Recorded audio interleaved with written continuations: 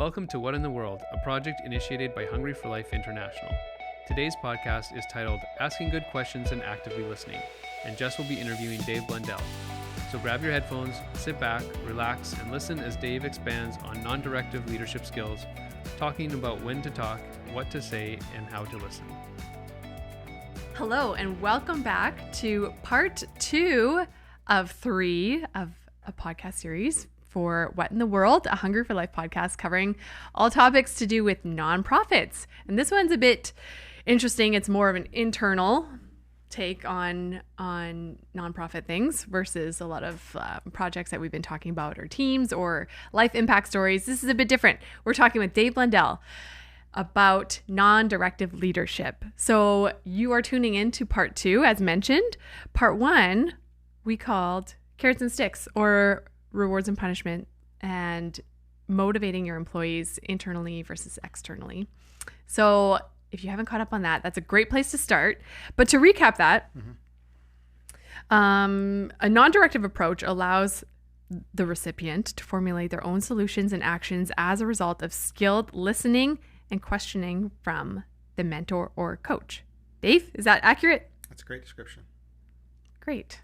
Thanks, Google. Edit that out.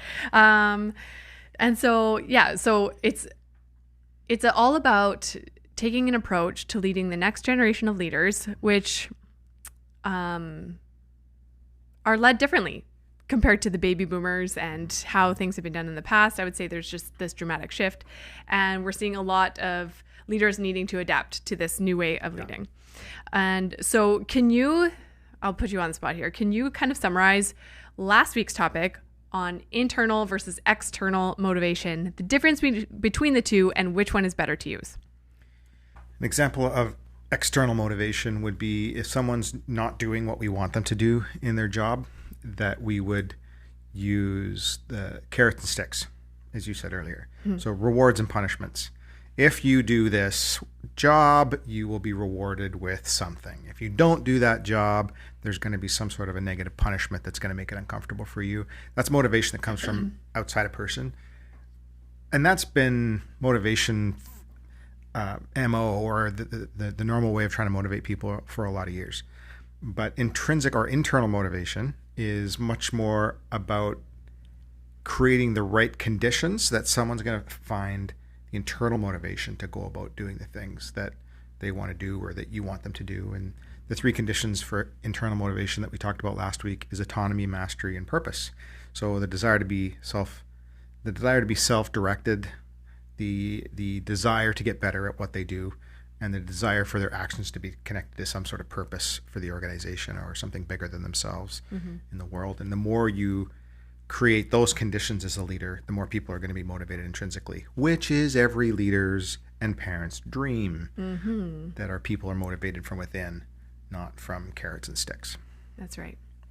I think we should hashtag parenting on this too. It could get a lot of views on this one. It's true. This topic is not just for leaders. I would say you can take it into relationships, you can take it into parenting, you can take it kind of anywhere you go, like if you're on a volunteer committee for church or whatever it is. Like, these are all good things to know, because we all come from different perspectives and we're all motivated by different things. And so you cannot assume somebody else is motivated by what you are motivated, and you cannot get frustrated because of that. And that's a hard one to grasp, especially for people who are results driven, who would sooner sacrifice relationship to get to where they're going.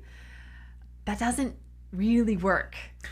No, and it's the stuff of previous leadership. Like, if my kid's not cleaning their room, I'm either going to give them a reward for cleaning it, or there's going to be some sort of punishment for cleaning it, and that requires me as a leader to provide the motivation, the stimuli for me to get what I want. But even in that simple illustration of getting kids to clean the room, how can you connect that to the desire to be for the kid to be self-directed, the desire for mastery, the desire for purpose? And I think it applies to, or could apply to, any relationship. Yeah. And that's a good foundation, I think, to jump into our next topic, which, so people, maybe they missed the first topic and they're hearing about internal and external motivations, and they're like, okay, that's all nice and dandy, but how?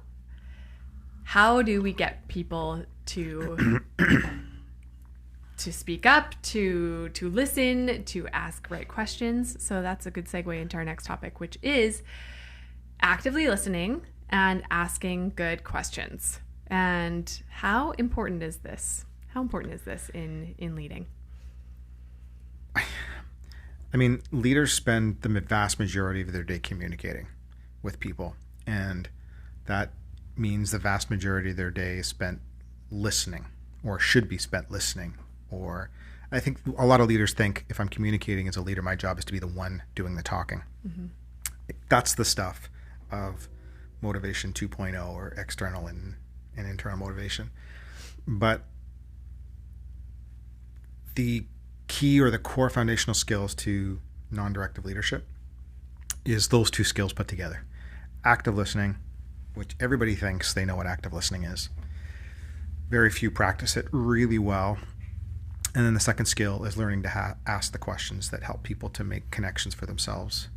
And the science of that results in much better action and much more willingness and motivation on behalf of the person being led. So by asking good questions and actively listening, I mean, I could do that till the cows come home, but I might not have, like, what is the end goal? Like, where are you trying to lead people? Do you want people to come up with their own outcomes? Are you trying to just build trust with your either employees or your kids or your spouse, whoever it is? What is the intended goal of asking good questions and actively listening? I know this is like communication 101, but let's go there anyways. Yeah. Well, it depends on what the situation is, and the use of directive or non-directive skills should be totally situational. There's some times where you need to use directive skills. If it's someone's first day on the job, mm-hmm. and they say, how do I fill in this expense report? You don't approach that from the perspective of, tell me about the expense report, and listen to them and say, how do you think you should fill out the expense report? Or, there's just times where people are looking for information, direction, and that's directive leadership. There's a time and place for it. Mm-hmm. However, it's overused by leaders, and we should be relying on directive leadership much less, and listening and asking better questions. Because the goal of listening and asking good questions is the desire to move from the external motivation to internal motivation. It's incredible when someone comes to me and says they want to talk to me about something, and I listen for a brief time, and then I start giving them advice or direction. It's incredible to watch what's happening physically in that conversation. People will then get quiet. They'll sort of become physically diminutive, and they'll look around and they'll go, or I should think about that. And you can tell they're not really connecting to my ideas. Oh, interesting. That I'm giving them. But what you'll notice in so many conversations is if you listen really well, and we'll talk about what that looks like in a minute, mm-hmm. and ask questions, and people are starting to make the connections on their own, or find out ways of thinking about it they've never thought about, or answers to their own problems. Mm-hmm. You can actually see physically something change on them. They look up when they're thinking about answers to the questions. Their face lights up when they make those brain connections.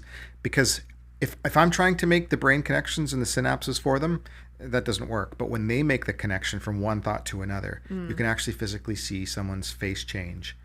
And that gives you an indication the motivation, the desire, the energy is coming from within them rather than from me as the leader. Okay, I never thought of like the physical signs of that. Like, that's an interesting point, because yeah, you're right. People do physically just shut down when they feel like they're being overtalked or overpowered, or their ideas don't matter, or whatever it is. But the second you give somebody time and space, yep. without the fear of being interrupted. Yep. Yeah, that's a good one. Let's talk about active listening. Sure. Okay, so yeah, like I was talking to your lovely wife ahead of this podcast, just trying to get some tips and tricks to throw you off, throw a curveball your way, but don't worry, we don't have any. But we were talking about how most people think they're probably really good listeners, mm-hmm. and they're not. And then I was even thinking about my own life and how I try to be a good listener. And that is when somebody says, oh, something happened in my life. I'm like, oh, I want to relate to them. I'm like, yeah, that happened to me too. Like, that sucks. Like, in my mind, that's relating, that's actively listening. No, it's terrible. People don't want to hear that. So Yeah, it can be hijacking the conversation. It's totally hijacking the conversation. And then people feel on edge when they're around you because they're like, when am I going to get interrupted? Mm-hmm. So why do people think they're good listeners, and what does actively listening actually look like? So you used an example of it yourself, and so I'll ask you the question in a different way. Okay. Think of a time when someone has just really demonstrated fantastic listening, where you felt connected to that person, you felt understood, you felt like they were there in service of you. Mm-hmm. What were the things they were doing? They weren't distracted. Okay. By phones. Yep. Eye contact. Yep. Maybe leaning, like physically, like even leaning in a bit. And silence. A lot of silence. Almost awkward silence. Mm-hmm. Because it's kind of an anomaly when people don't jump in right away, right? And so, yeah, and then maybe give time and space after the person is done talking, and then they jump in with whatever they want to say. I'm thinking of somebody who's really good at listening, and I'm describing her. Okay. So, yeah. That's all awesome. Those are great examples. Those are some great activities or examples of active listening. And I think the reason that some people think they're so good at it is because they've heard some of the typical things, like nod, say or make eye contact or lean in a little bit. Those are all important micro activities of active listening. But the what you described it is much more robust. And I talk about there's really 6 parts to active listening.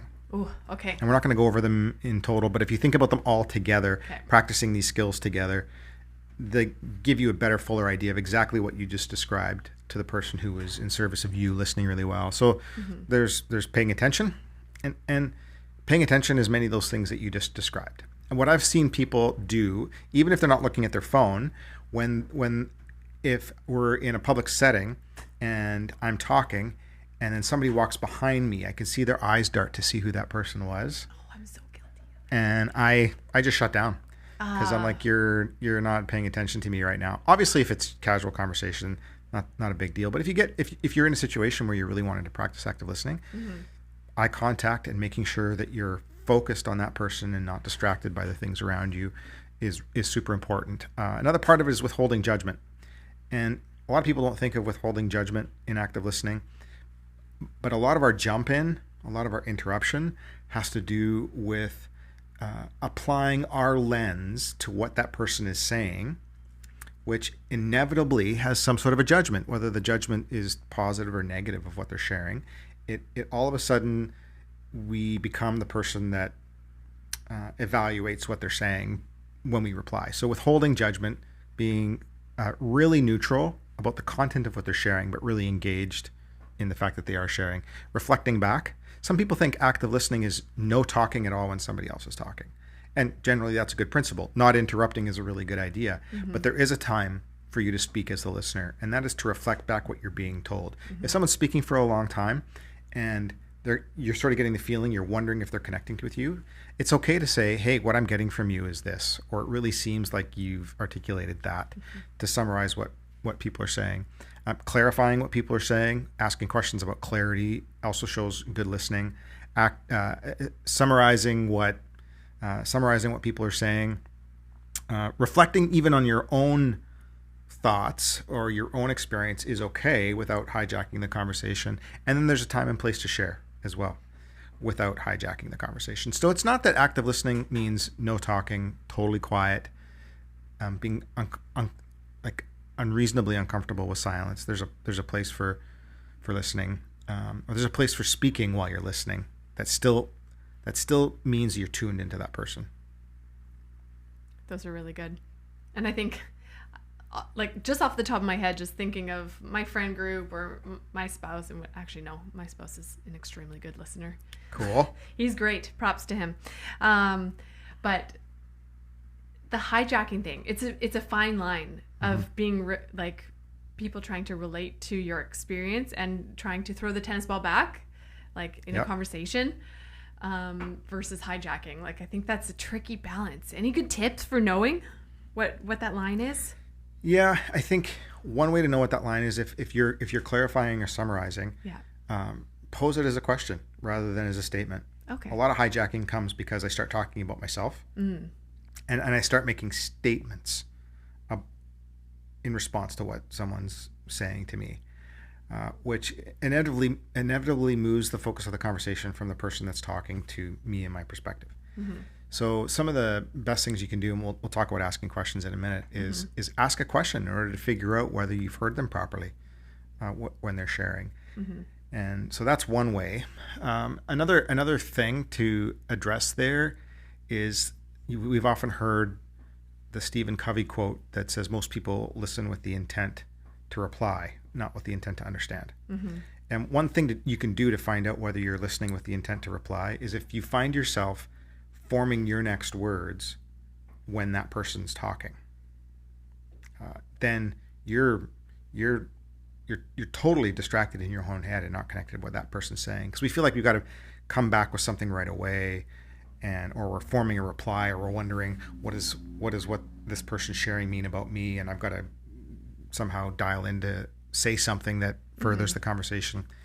So if you find yourself forming some sort of a reply before that person's done talking, you're listening with the intent to reply, not with the intent to understand. We call listening with the intent to understand connective listening. Connective listening. Yep. Listening. That's a new term. I haven't heard of that one. It's really listening into what someone's saying, showing that you are connected to them and their world, what they're talking about. That's a great tip, is to form your next thoughts as a question, because people like questions. They like talking about themselves, and so that's good. All right, let's jump into good questions then. Okay. Since we're talking about questions, I have to admit I feel a little bit nervous about this podcast and asking you good questions, because this whole podcast is on asking good questions. So forgive me for my you're asking great questions. Silly questions. What is a good question? So let's give a scenario first of all, just to narrow it down. We're talking in the context of leading teams or leading nonprofits for now.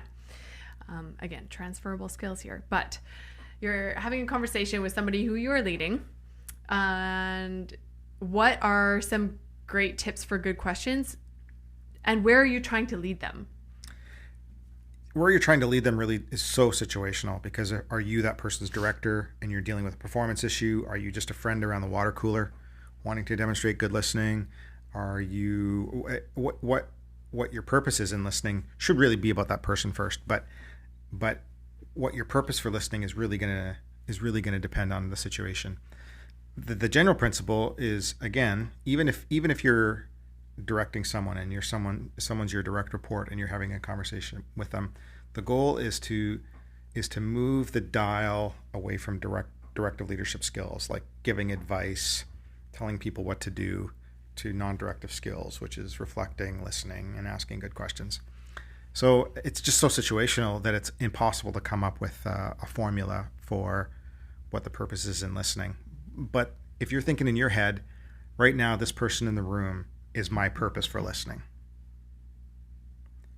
More so than necessarily all the other things in the organization, what's going on right now. Are you in service of that person when you're listening to them, or are you in service of the organization that you're representing? And it's okay to combine those two, because in management, that's always a combination. You've always got a concern for results somehow combined with a concern for individuals. Tricky balance. Yeah. And that's, again, situational.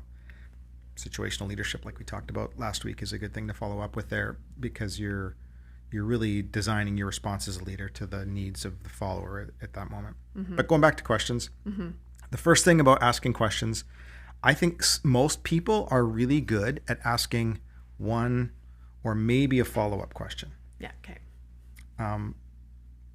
But not good at the third, fourth, and fifth questions that demonstrate that you're really trying to understand what someone's saying. Yeah, so people get hung up there. Right. So someone comes back from a trip, staff member comes back from a trip, and what's the first question that's typically asked? How was your trip? How was your trip? So you got one question. Yeah. So someone shares for 5 minutes about their trip. Maybe what's the natural second question? What was your highlight? Yeah. What was your highlight? Okay.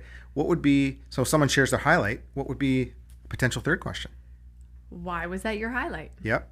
And what's a potential fourth question? I don't know. I'm stuck. See, and that's kind of the thing is we get stuck around the second, third question. Yeah. It just depends what they're saying to you. Sure, Like, you just, completely. Yeah. There's no formula. It's not like Yeah. I've got the 5 questions in my back pocket. You have to form your next question based on what that person's sharing while you're still listening to understand, which is tricky. But what you're trying to do as a listener is get a person to go deeper inside their story. So someone says, "How was your trip?"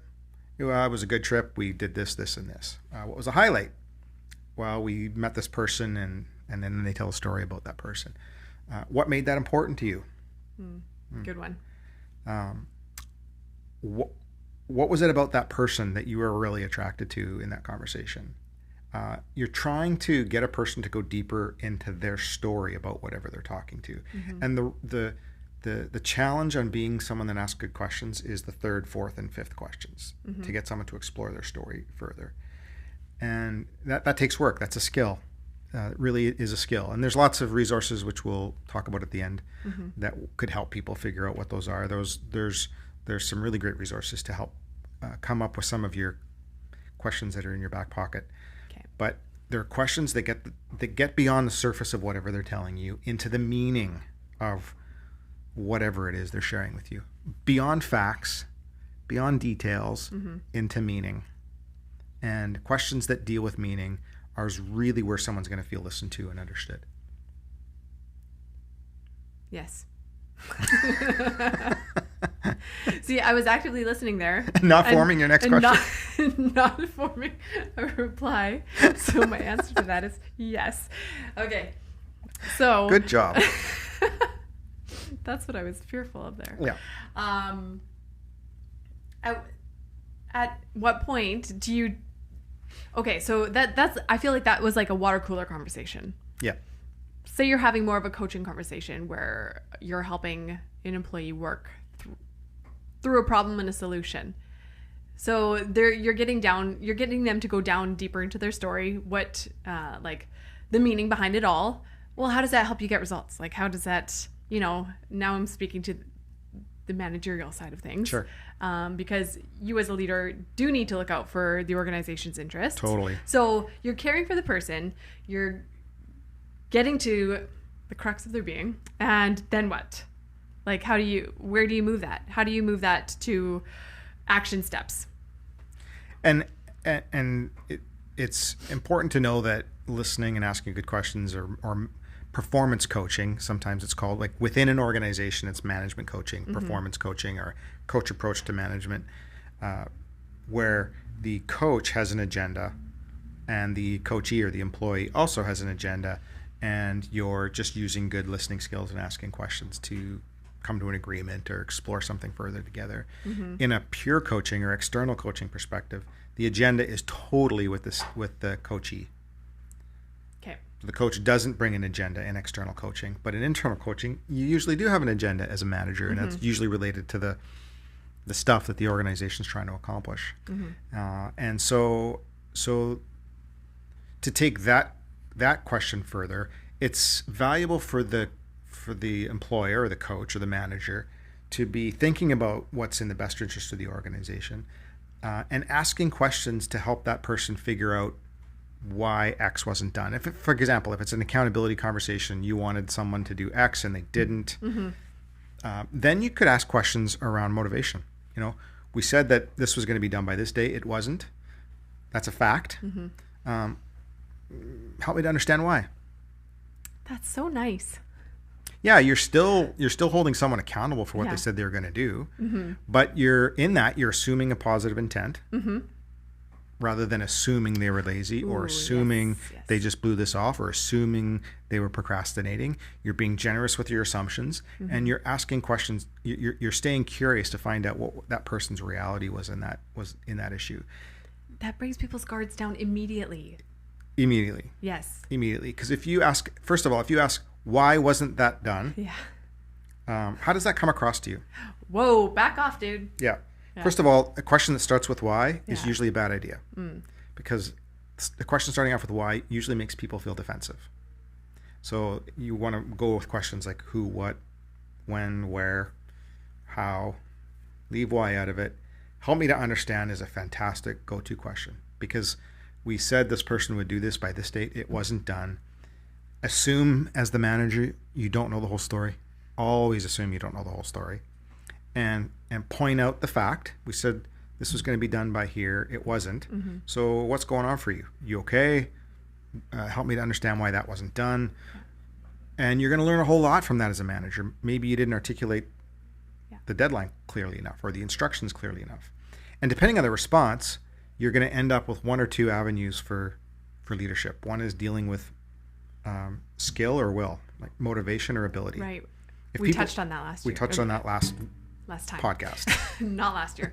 Sorry, I interrupted you. No, that's kind of the point. If someone doesn't do what they said they were going to do or not performing to the degree that we want them to, it's either a skill or a will question, motivation or ability. So what questions can I ask to find out whether, if this is a skill issue, the person doesn't have the ability to do what we've asked them to do, or if it's a motivation issue, they don't want to, they procrastinated. So not assuming what the intent was, not assuming why it wasn't done, but asking questions to learn more, stay positive with assumptions. Yeah, that's so after we filmed last week's podcast, I was talking with Chad, my director. Yeah. And I was like, Chad, now I recognize the times where you were holding me accountable. Cool.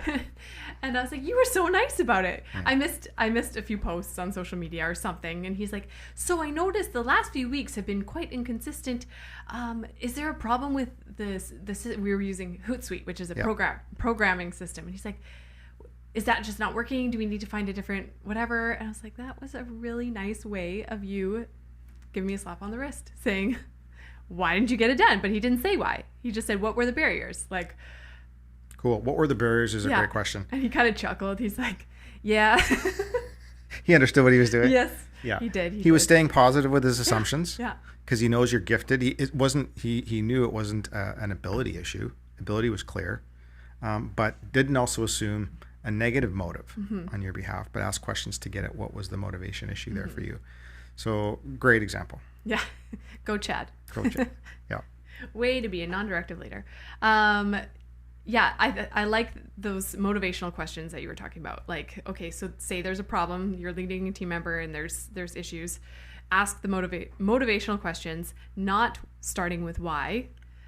Start with who, what, when, right? Yep. Okay. Yep. And questions like, I noticed this, help me to understand. Yeah. That's very, it takes guards down. It doesn't get people defensive. And I think people are far more receptive to work with each other in that scenario. It actually prioritizes the relationship over the task, the person over the task. It sure does. What does active listening require of a leader? What kind of sacrifice? So when you're listening to someone or trying to listen to someone, and maybe you're noticing it's tough to stay connected to what they're saying, you're having a hard time actively listening and communicating it. What are some of the barriers that you've noticed for you in staying connected to what someone's saying? Interest. Sure. That's blunt. Sure it is. Yeah, that's totally legitimate. Interest, time constraints, distractions around me. Those are all barriers to listening well. Right. You have to be willing to give that up. Right. So there's a lot of self-sacrifice that's involved. It's hard. It's very hard. Yep. And that's why I love your question about what kind of self-sacrifice is needed, because it requires me to set aside my interests or potentially set aside my time if I have it. Sometimes you have. I saw Heidi do this with someone once where she said, I really want to listen to you. I don't have the time or the ability to do that right now. So can we set a time where we can? And so it was a way of dealing with the time, but also honoring that person and saying what they're saying is important, and she wants us to make the time for it. So it requires the self-sacrifice is being willing to self-regulate what's going on inside of you. at that moment. When someone walks by, you're really tempted to see who just walked by that person, or you're something's in the back of your mind that you got to do, or so it requires a lot of self-regulation and self-awareness. Yeah, that's hard. Yeah, I have apparently I have a reputation around here of finding new shiny coins, and so if I'm talking to somebody and there's a new shiny coin, I get very distracted quite easily. So it's not easy. I found a quote from a book that you had recommended to all the staff to read, from Simon Sinek, called "Leaders Eat Last," and the quote is, "The true price of leadership is the willingness to place the needs of others above your own. Great leaders truly care about those they are privileged to lead and understand that the true cost of leadership privilege comes at the expense of self-interest." That kind of sums up what we're talking about. Yeah, that's involved in active listening. I'm going to say a couple scenarios, and I want you to give some good questions, follow-up questions for those scenarios. Okay. As a boss. Yep. Is boss used anymore? Do people use the term boss, or is that too like management, authoritarian, direct leadership style? How does that sound to you? Well, boss, I mean, I want to be a boss, but I don't want to be bossed. Or be bossy. Or be bossy. Yeah.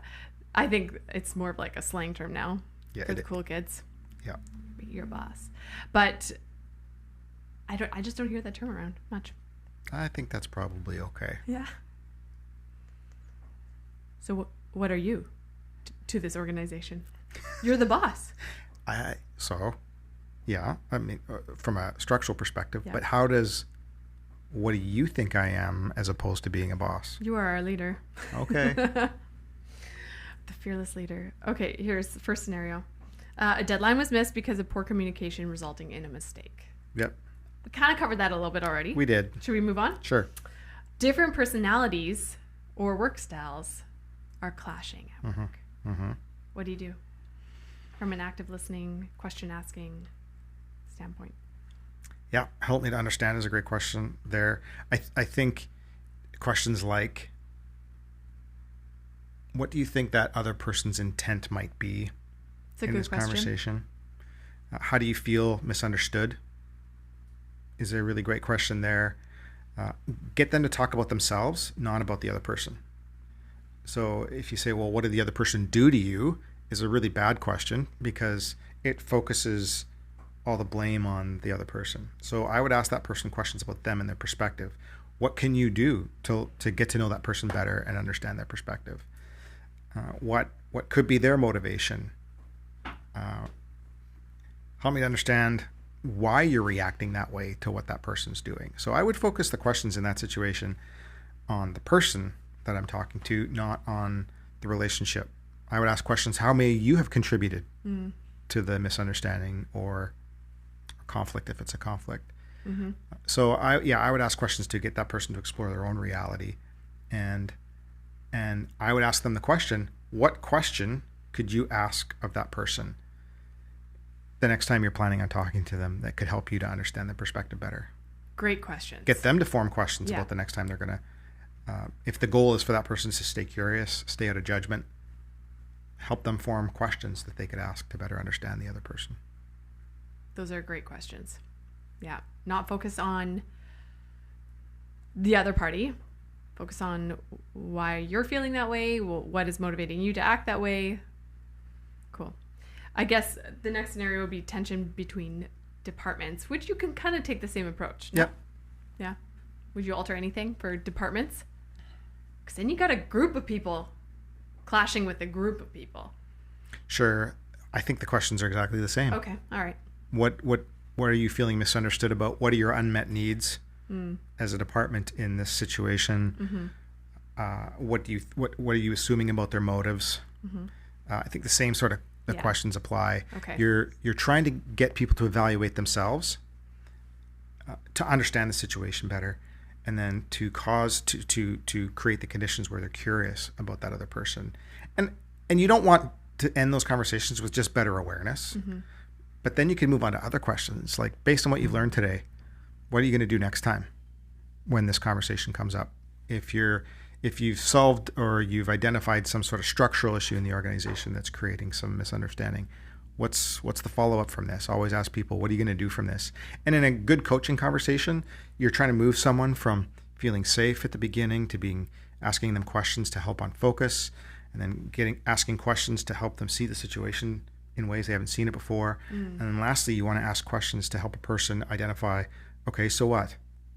What's the action from here? What do I need to do differently? Are you ready to take action? How ready are you to take action? What's your next step? Questions that move from, okay, we've learned something, we've become aware of something, but what does it mean for walking out of the room and actually moving on? Yeah. Great points there. Thanks for that. So say we're gonna start to wrap it up here. Where do people start? Where do people start to, like, say there is a boss listening right now, I'm going to use that term, who is like, yes, my organization is stuck. We're stuck. We need help. We need some coaching. Obviously, Fullwell is here. Yep. And info at fullwell.ca. Info at fullwell.ca, nonprofit assessment on our website. Call us, whatever, and let's have an initial conversation. Yeah. Yes. Also, what are some good resources for people to read up on? Maybe some good podcasts. Where can people go? Yep. Some really great book resources would be a book called Quiet Leadership. Okay. I believe his name is David Rock. Okay. Quiet Leadership is a great book. Michael Bungay Stanier is another great author.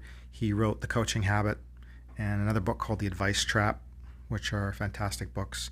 Both of those books are in the context of management coaching or coach approach to management, not in external coaching or pure coaching. Another great resource for training on listening and asking good questions would be the organization that we've relied on for coach training and learning these non-directive leadership skills for our staff, which is Essential Impact. They're in the Lower Mainland here, and they've got virtual offerings to help people learn those skills. Yeah, great. What would be the benefit to hiring Fullwell? Well, that's another podcast. I know, because people have a hard time going externally to help solve their problems when really it would be super beneficial. I mean, we know that, but maybe shed some light on that. Yeah, we have some recent examples where I could illustrate that. But I think one of the things I knew before I hired somebody external, I used to feel like if I brought in somebody else from outside the organization, it would mean that I'm implying a deficiency or a lack of something in my life as a leader. Like when we as a staff brought a couple of people in to help facilitate some conversations for us, to be totally honest, at the beginning I was thinking, I feel like I should be able to do these things myself, and so am I admitting weakness and deficiency. And at the end of the day, yes, of course it's a admission and deficiency, and that I need help as a leader. But it's often sometimes very helpful. It's often helpful for someone to bring in somebody external, and they can help the organization reflect in ways that they're not currently reflecting. It gets them outside of their head and groupthink. Yeah. And it catalyzes some other conversations. It gives someone the ability to think, a person or an organization and team, to think in ways they haven't thought about before. Objective perspective. Yep. Never a bad thing. Right. And lots of other reasons as far as deliverables and what we can help teams do, and that can all be found on our website. Yeah. They're really fun things. I love the SDI. Cool. We should do a whole podcast on the SDI. Sure. And if you want to know what I'm talking about, email us. If we did that, we could give a few assessments away to leaders that are listening to the podcast and show them SDI, and I'll do a follow-up debrief with them. That would be very cool. Yeah. I think we should do that. I guess we just committed to it. We sure did. Stay tuned. I feel like we could actually talk for a lot longer. I jumped over a bunch of questions that I wanted to talk about, but we both have meetings after this, I'm sure. But I wanted to end with, I wanted to end with a good quote, but there's too many out there. So I'm going to read a couple, and then I want to know your take on them. So, a leader is best when people barely know he exists. When his work is done, his aim is fulfilled, they will say, "We did it ourselves." Lao Tzu? Yes. Yeah, that's That's who said that, is a quote that I use in one of my courses. Oh. And I love that because his quote, that quote that you just said there, Yeah. is an example of servant leadership before servant leadership was ever talked about. And even before Christ was here, he said that. Interesting. Mm-hmm. Servant leadership, another great podcast topic. Yeah. Leadership is not about titles, positions, or work hours. It's about relationships, which also encompasses what we've said here. Yeah. And last but not least, a good leader is a person who takes a little more than his share of the blame and a little less than his share of the credit. Yeah, that's a hard one for leaders. Yeah. But I thought it was a cool quote. So Very cool quote. Lots of self-awareness that needed for a leader to be able to do that. Yeah. Any other good quotes that you got floating in the top of your head? No, those are some great ones. Cool. I love that Lao Tzu quote. Yeah, it's a good one. Yeah. Cool. Well, we will be doing part 3 on facilitating and a little coaching demonstration. So stay tuned for part 3 coming up after this one. Goodbye. Thanks for listening to What in the World, where we seek to educate and inspire. Here at Hungry for Life, we are passionate about your group having a global impact in eradicating needless suffering. For more information, head over to our website at hungryforlife.org, and you can find us on Facebook, Instagram, YouTube, and wherever you may listen to podcasts. Tune in every other week for another conversation about what is happening at Hungry for Life.